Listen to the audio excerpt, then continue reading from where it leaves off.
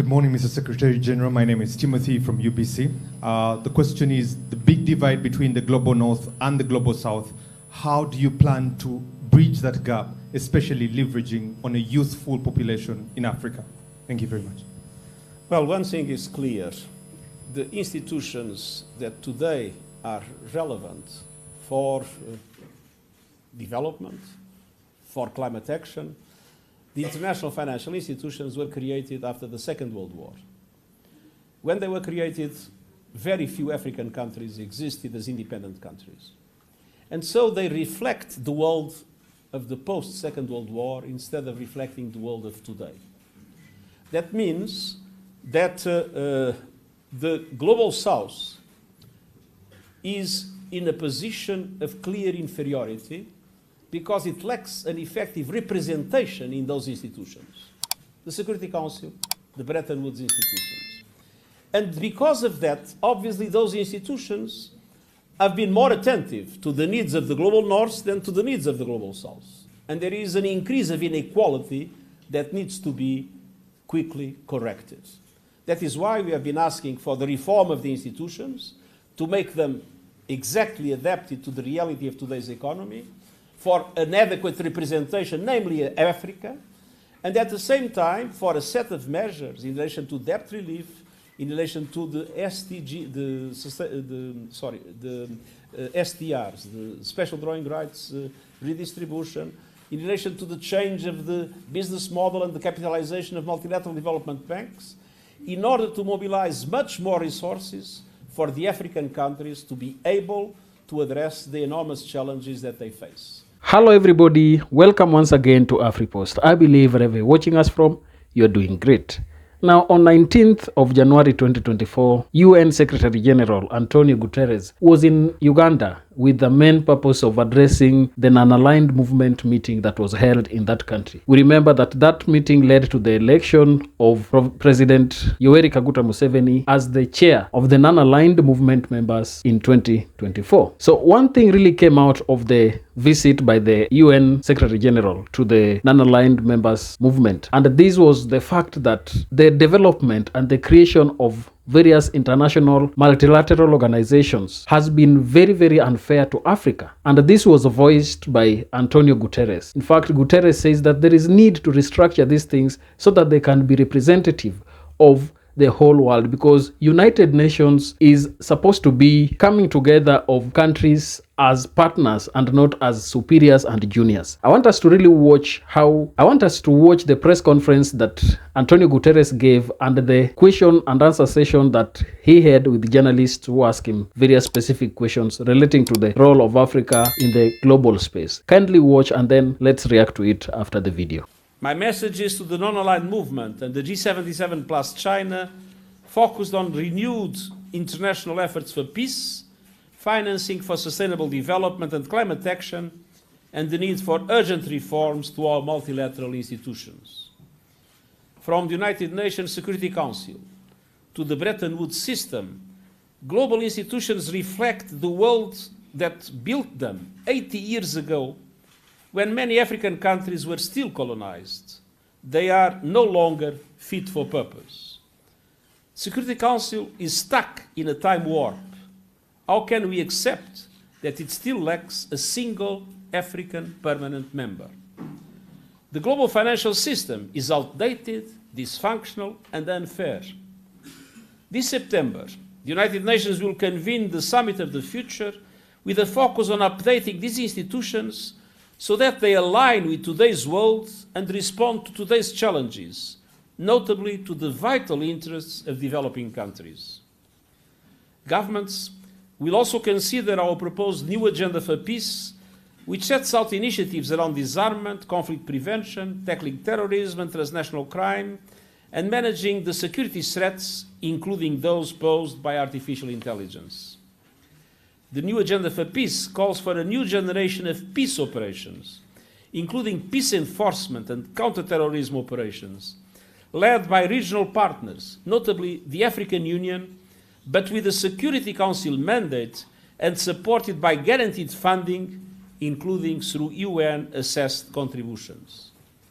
I've been urging this for many years, and I welcome the Security Council's recent resolution in support. As a matter of fact, it does make sense to have peacekeeping operations where there is no peace to keep. We need peace-enforcing operations, African peace-enforcing operations, but properly supported by the international community. Ladies and gentlemen of the press, peace and sustainable development go hand in hand. Developing countries have a large and growing share of the global economy, but their representation in global financial institutions lags far behind. September Summit of the Future will consider ways to reform the global financial architecture and make it truly universal and responsive to today's global challenges. In the immediate term, we need urgent action on debt, including a reprieve for countries facing unsurmountable debt repayment obligations over the next 3 years. And we also need faster progress on an SDG stimulus of $500 billion a year in accessible long-term finance for sustainable development. Multilateral development banks must be adequately capitalized and must change their business models to leverage far more private finance for developing countries at reasonable cost to invest in the SDGs. And developed countries must meet their pledges on climate finance. Clarifying the delivery of the $100 billion and doubling adaptation finance are an essential starting point for much greater ambition. The unity and tenacity of the Global South helped to create the Loss and Damage Fund, but it now needs significant contributions to fulfill its purpose. Ladies and gentlemen, the United Nations is working around the world to support the efforts of developing countries to mobilize domestic resources and maximize investments in the SDGs. Strong, cohesive societies can only be built on a foundation of advancing sustainable development, respecting human rights, and recognizing the rights of minorities and standing up to all forms of discrimination. It is critical to uphold the basic human rights of every person, regardless of background, race, religion, sexual orientation, or political opinion. Here in Kampala, governments from the Global South have stressed the importance of multilateral solutions based on global justice and international law. Their strong voices will resonate across the year of global reforms. This is the only path to a safer, fairer, more peaceful world for all, and I thank you. Thank you so much. We're going to take a couple of questions. We'll start with the Uganda Broadcasting Corporation, Mr. Timothy. Good morning, Mr. Secretary General. My name is Timothy from UBC. The question is the big divide between the Global North and the Global South. How do you plan to bridge that gap, especially leveraging on a youthful population in Africa? Thank you very much. Well, one thing is clear. The institutions that today are relevant for development, for climate action, the international financial institutions were created after the Second World War. When they were created, very few African countries existed as independent countries. And so they reflect the world of the post-Second World War instead of reflecting the world of today. That means that the Global South is in a position of clear inferiority because it lacks an effective representation in those institutions. The Security Council, the Bretton Woods institutions. And because of that, obviously those institutions have been more attentive to the needs of the Global North than to the needs of the Global South. And there is an increase of inequality that needs to be quickly corrected. That is why we have been asking for the reform of the institutions to make them exactly adapted to the reality of today's economy, for an adequate representation, namely Africa, and at the same time for a set of measures in relation to debt relief, in relation to the